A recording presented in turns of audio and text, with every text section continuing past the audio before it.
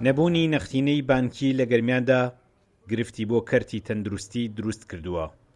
بەڕێوەبەری نەخۆشخانەی گشتی شەهید خالید گەرمیانی لە کفری هۆشداری دەدات ئەگەر ئەم گرفتە چارەسەر نەبێت لە 3 مانگی داهاتوودا توانای پێشکەشکردنی خزمەتگوزاری تەندروستیان نامێنێت.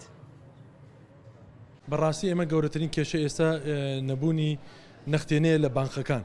ئێمە وەکو تەخسیساتی مالی کێشەمان نییە، بەڵام وەکو نەختێنە لە کەنەکان بۆتە ڕێگریی گەورە.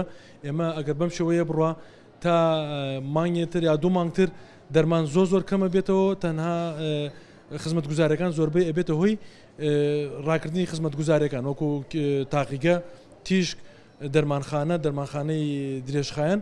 ئەمانەوە بۆنی نەبوونی پارە لە بانکەکان خزمەتگوزارەکان لە گەرمیانە بەگشتی و لە نەخۆشخانەکە ئێمەش هەروەکو گەرمیان ئەوەستێت. کڕینی دەرمان و پێداویستی تاقیگەی و تیشک و سۆنار لەو کێشانە دەبن کە ئەگەر نەختینەی بانکی نەبێت ئەوە خزمەتگوزاریەکانیان ڕادەگیرێت. بوونی هەزاران ئاوارەی ناوچەکانی خوارووی عێراق و ڕوولێکردنی دانیشتوانی ناوچە دابڕێنراوەکانیش باری نەخۆشخانەکەی کفری قورستر کردووە.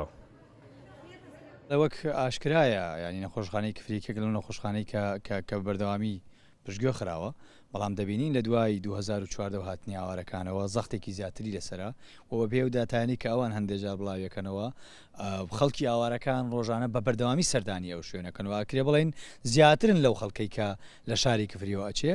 بۆیە گرنگە هەم حکوومەتی عراقی گرنگی بە بابەتە بدە، هەم حکوومەتی هەرێمی کورسانیش و هەم ڕێکخراوەکانیش فۆکسێک بخەنە سەرم بابەتە تاوەکو بتوانێت کێشە چارەسەر بکرێت. بە پێی زانیاریەکانی کورتسات نیوز ئەو خزمەتگوزاریە تەندروستیانەی کە ئێستا نەخۆشخانەکەی کفری پێشکەشی دەکات پێداویستی کۆگاکانە و ماوەیەکە هیچی تازەی بۆ نەکردراوە.